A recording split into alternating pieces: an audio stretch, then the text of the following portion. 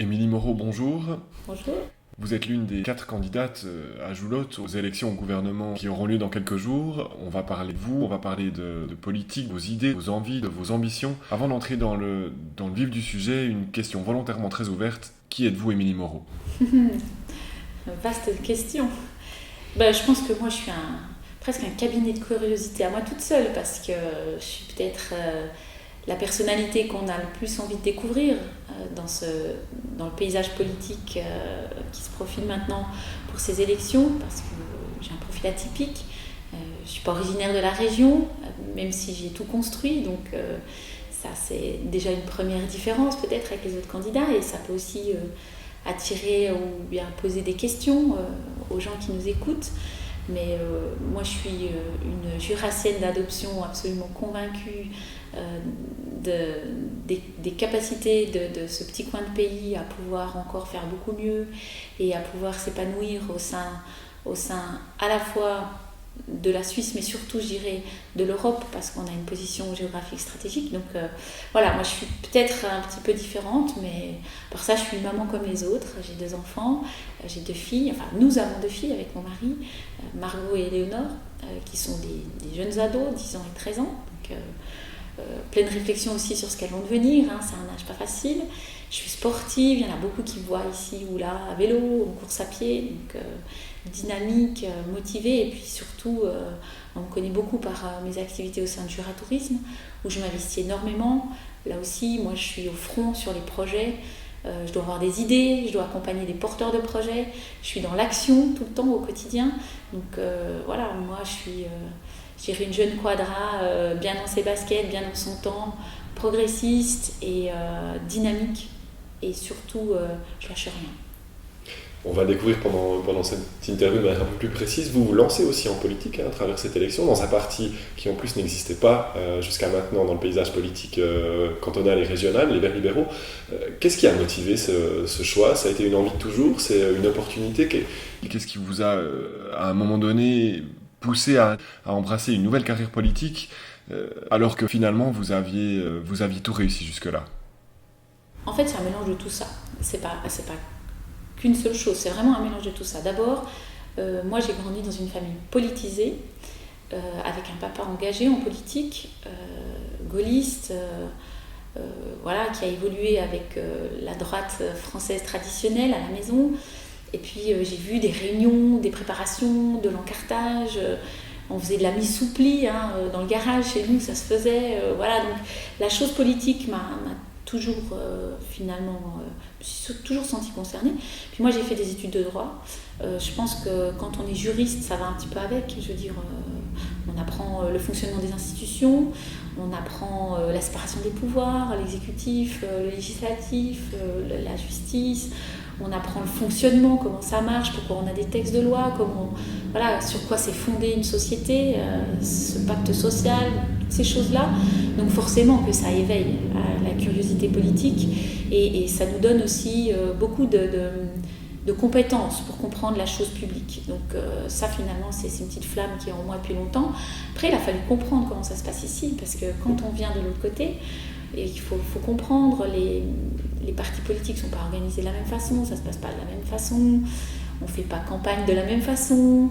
Donc je pense qu'il m'a fallu ce temps d'adaptation pour comprendre comment ça marchait, puis essayer de trouver où je pourrais finalement être bien.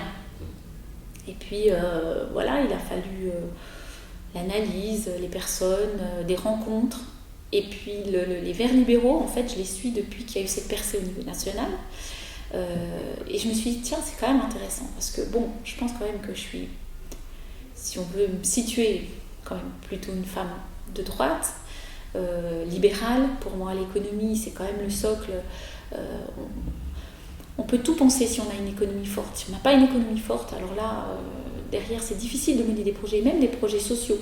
Donc pour moi, l'économie, c'est le socle, et c'est extrêmement important. Et ici, on a quand même une richesse industrielle, une richesse, une dynamique économique qu'il faut absolument préserver. Donc ça, c'était vraiment le cœur pour moi. Mais je ne peux pas ne pas penser à l'avenir, je ne peux pas sacrifier tout sur l'autel du libéralisme et de l'économie, parce que ces questions environnementales, c'est bien plus large que de l'écologie, qui est une science, l'écologie. Toutes ces questions environnementales, chez nous, elles sont très présentes. C'est-à-dire que le tri, c'est extrêmement important, faire attention, les déchets, on en parle peu, mais les déchets, c'est un vrai enjeu. On l'a vu, les encombrants sont passés mardi. Moi, je me balade beaucoup en ville, il y a encore des tas de M par-ci par-là, puis ceux-là, je ne sais pas qui c'est qui va les prendre en charge, hein, c'est un petit peu compliqué. Donc la problématique des déchets, ça me tient énormément à cœur. Moi, je vais beaucoup en forêt, je vois aussi la forêt qui souffre. Donc les questions environnementales, aujourd'hui, c'est plus une question de est-ce qu'on doit s'en soucier ou pas. Non, c'est une vraie urgence, mais c'est comment l'intégrer dans un système qui est quand même avec celui qu'on a créé de l'ère industrielle, et on ne va pas tout changer du jour au lendemain. Donc être vert libéral, c'est ça, c'est vraiment de se dire il y a des enjeux, il faut se fixer des priorités, il faut se donner les moyens d'eux, mais c'est quand même aussi sans sacrifier tout le reste, parce qu'on doit avoir les moyens de ces projets. Voilà. C'est un choix qu'on va dire courageux, nouvelle carrière politique, nouveau parti. Vous auriez pu choisir la facilité parce que, bon, on le voit, certains partis endossent certaines des valeurs que vous expliquez ici. Vous avez choisi une autre voie. C'est aussi un trait de caractère chez vous ? Ouais, je pense que fondamentalement, un des traits de caractère qui pourrait vraiment le plus me caractériser, donc je suis un peu une tête là, mais c'est de dire je suis libre. Je suis vraiment profondément libre dans ma tête, dans ce que je pense, dans ma façon d'embrasser mes choix. Il n'y a pas de calcul, c'est aussi très spontané, parce que j'ai pas envie qu'on me mette dans un carcan. Et c'est vrai que c'est atypique, c'est complètement fou si on regarde bien, parce qu'on n'a pas de base électorale, donc on se lance dans une campagne sans base électorale, puis on se dit qu'on va peut-être réussir. Dans une région en plus où la base électorale est un prérequis quasiment indispensable. Oui, c'est très politisé, mais à la fois, je pense qu'il y a deux niveaux. Effectivement, pour le Parlement, c'est très risqué. On a quand même fait des calculs, on s'est compté, on a des fichiers Excel. Obtenir des sièges, faudra retrousser les manches. Et puis là, c'est la force finalement de l'ensemble des candidats. Pour le gouvernement, c'est différent. Je pense que pour le gouvernement, et le système, là pour le coup, suisse est particulièrement bien fait, on peut aussi accorder sa confiance à une personnalité pour qu'elle s'intègre dans un collège électoral et qu'elle permette d'avoir comme un espèce de puzzle parfait et de se dire, allez, moi, le gouvernement idéal pour moi, ce serait celui-là, avec un petit peu de ci, un petit peu de ça. Voilà, quelqu'un qui... Moi, je suis quand même aussi quelqu'un qui vient du marketing. Il y a une question d'identité territoriale, de représentation du canton à l'extérieur. On parle de coopération, on est une région frontalière. Je pense que là-dessus, j'ai beaucoup de cartes à jouer, parce que moi, j'ai aussi mon réseau de l'autre côté, et c'est aussi... On observe ce qui va se passer. Donc, je pense que tout ça, c'est une certaine richesse. Et on est parti avec des candidats, parce que... je parle de moi maintenant, mais Alain Beuret, c'est quelqu'un qui est extrêmement compétent, qui a une connaissance parfaite des dossiers, qui a travaillé pour le canton. L'aménagement du territoire, c'est son dada. Et l'aménagement du territoire, c'est un domaine extrêmement important, parce que tout commence par l'aménagement du territoire. C'est même pas de l'aménagement du territoire, c'est du management du territoire, et c'est bien différent. Donc à un moment donné, on est arrivé à proposer, malgré notre jeunesse, deux candidats, en tout cas pour le gouvernement, qui, à mon avis, peuvent vraiment peser dans le débat. On sent aussi une vraie détermination chez vous. On a parlé de vos valeurs, on a parlé de votre motivation. Si on ramène tout ça à la politique de manière générale, la politique cantonale, quel doit être son rôle aujourd'hui, selon vous, et quelles sont les directions que vous allez défendre si vous êtes élu dans quelques jours ? Je pense que les autorités politiques aujourd'hui, et dans le contexte actuel, plus qu'il y a peut-être même quelques mois en arrière, ils vont devoir être exemplaires. Exemplaires parce qu'à mon avis, on va vivre des mois un petit peu difficiles en termes de conjoncture économique.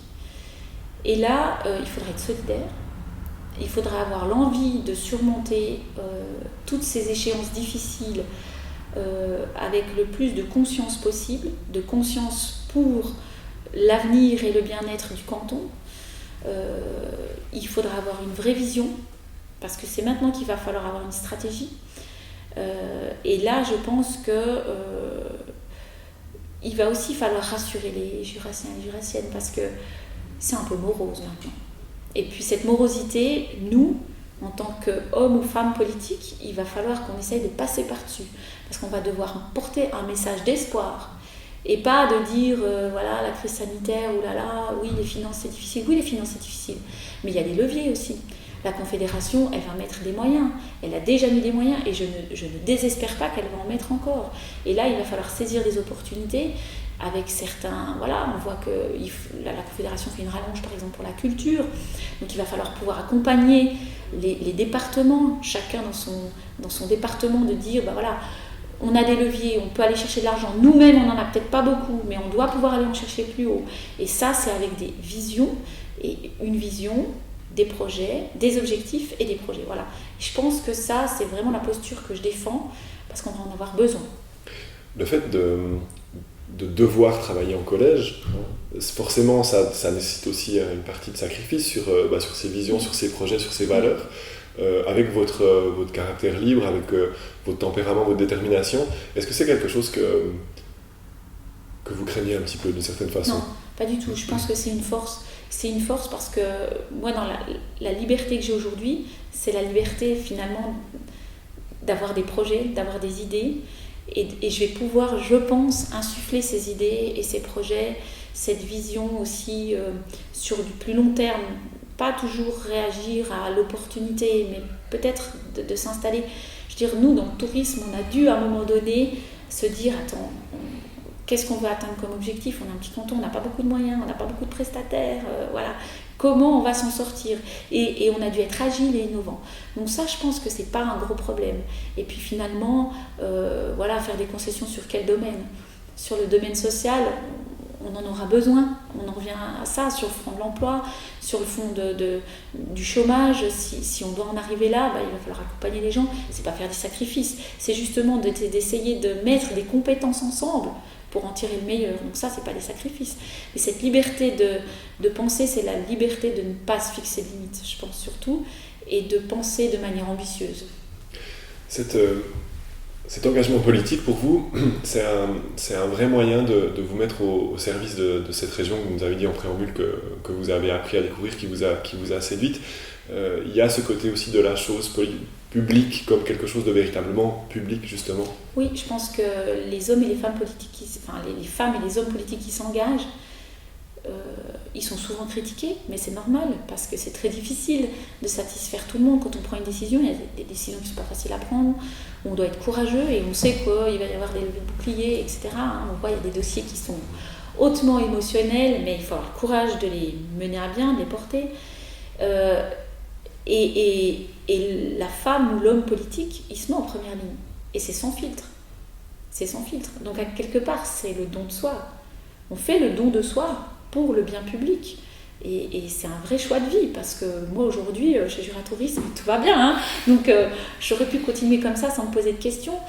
Mais c'est vrai que on en revient à votre première question, ou une des premières questions, vous vous disiez, mais pourquoi vous êtes lancée? Parce qu'à un moment donné, je me disais, mais je pense que je pourrais être utile. C'est pas de râler justement et puis de dire, ah mais ils font pas ci, ils font pas ça, on devrait faire ci, on devrait faire ça. Alors si tu as des idées, si tu penses que tu pourrais faire mieux, alors voilà, engage-toi puis monte au front. Puis après tu verras.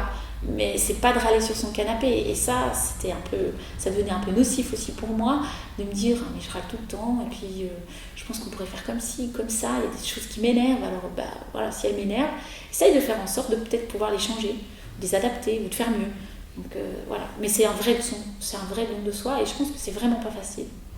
Ce côté sacrifice, il a forcément une influence aussi sur la vie personnelle, sur la vie familiale, sur son image. Hein. Je me dis, vous êtes en première ligne, vous êtes la première personne qui sera écornée dans une prise de décision qui est peut-être impopulaire. On y pense, dans le cadre d'une campagne. Avant, c'est un choix qui se décide en famille. C'est toute la famille qui sera élue au gouvernement dans quelques jours, si c'est le cas. Bah oui. L'équipe, elle commence là. Hein. L'équipe, elle commence avec la famille. Parce qu'évidemment qu'eux aussi, ils sentent cette pression.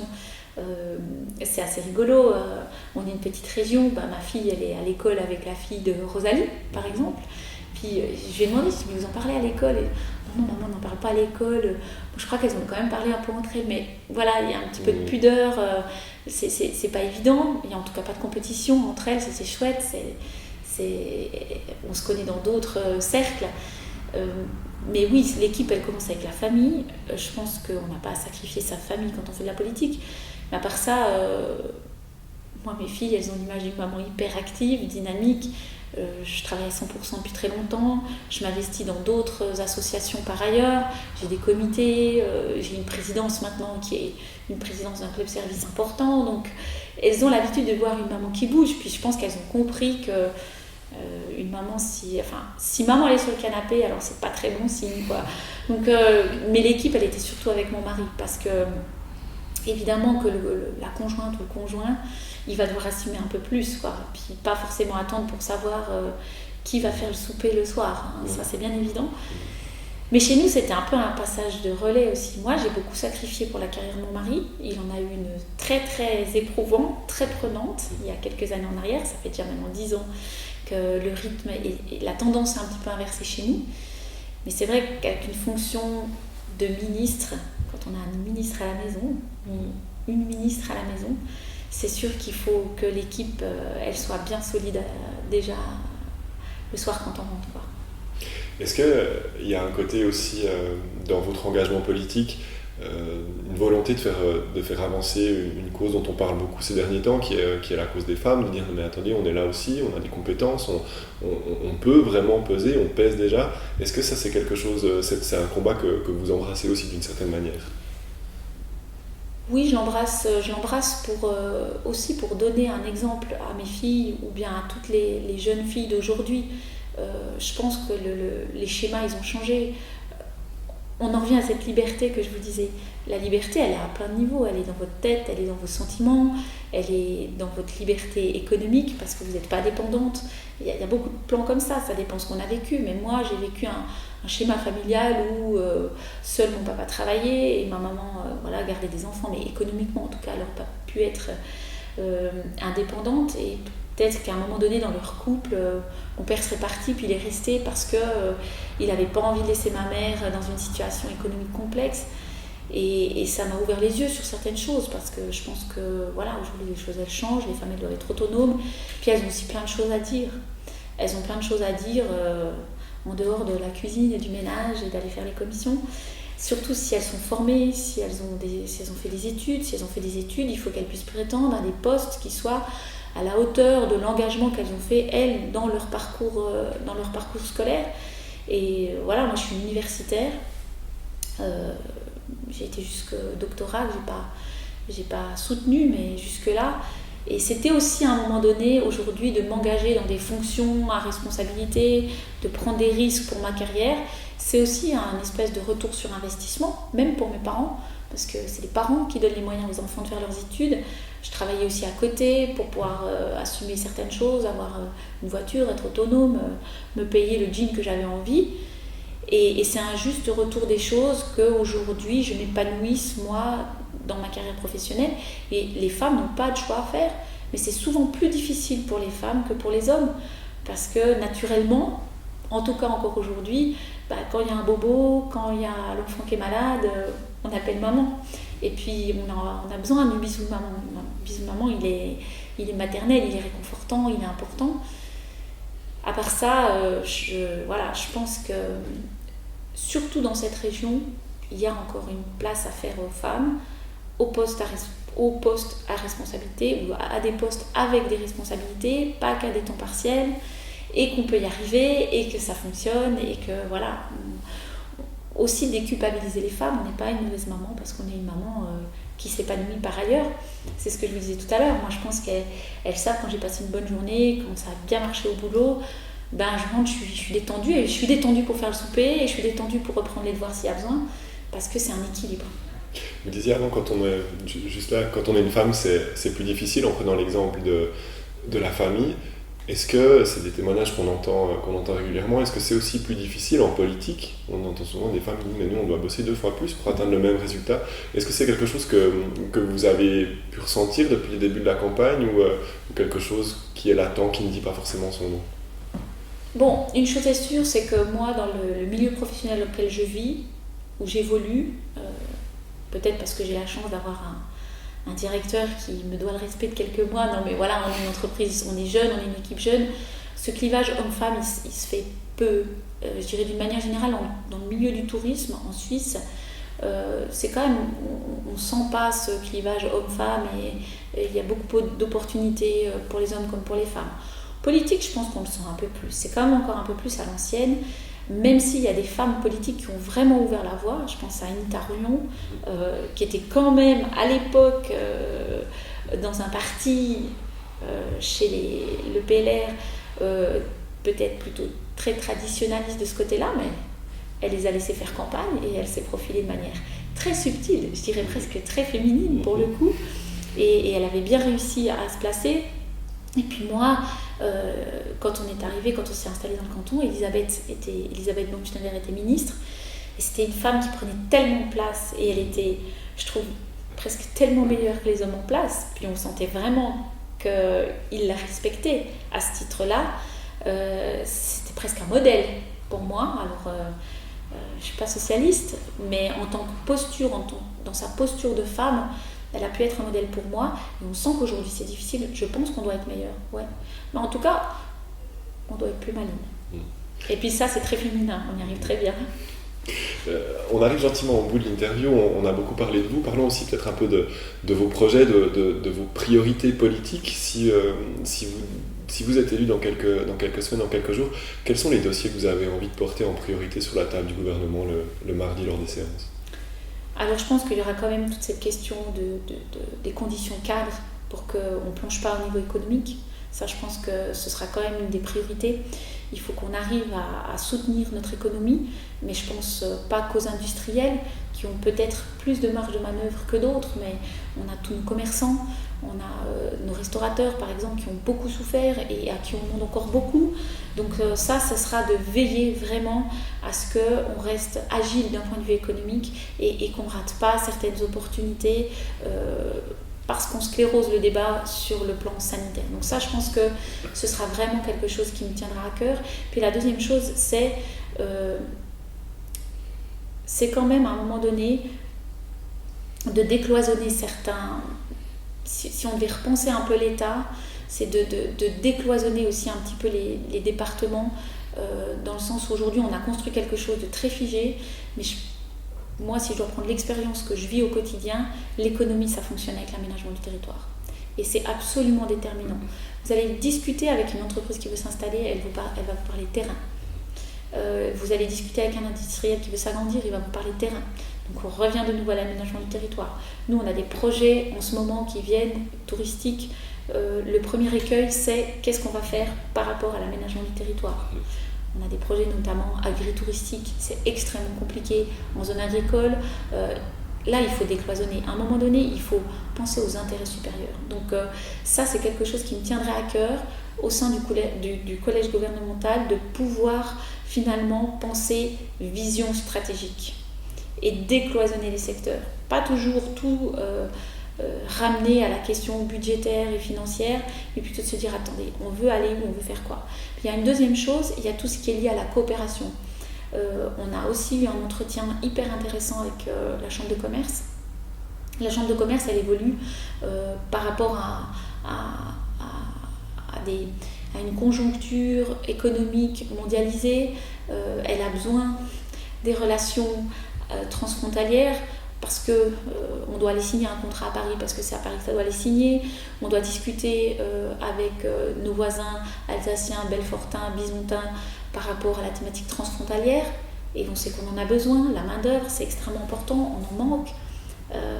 Tout ça, c'est des dossiers sensibles, mais il faut vraiment à un moment donné prendre du recul, sortir du côté émotionnel pour avoir une vision qui est bien plus vaste et plus ambitieuse pour le canton. Émilie Moreau, une dernière question avant de vous laisser partir. Qu'est-ce qu'on peut vous souhaiter si vous êtes élue ? Écoutez, si je suis élue, qu'est-ce qu'on peut me souhaiter ? Si je suis élue, ce sera déjà pas mal, hein, donc ça c'est déjà la première chose qu'on peut me souhaiter. Puis après, que j'arrive justement à insuffler ce vent d'optimisme, parce que moi je suis une hyper optimiste. Mais c'est normal, je bosse dans un domaine où on est en pleine progression, où je suis au contact de porteurs de projets qui sont toujours dans une dynamique positive. Et ce qu'on pourrait me souhaiter, c'est que j'arrive à insuffler ce petit vent de folie aussi, parce que vous l'avez dit, je suis un petit peu un ovni ou comme ça, peut-être un peu différente. Puis que j'arrive à insuffler ce vent d'optimisme et de dynamique très positive et ambitieuse pour le canton du Jura. Ben, on vous le souhaite. Merci. Merci beaucoup pour votre temps, votre disponibilité. Bonne suite. Merci.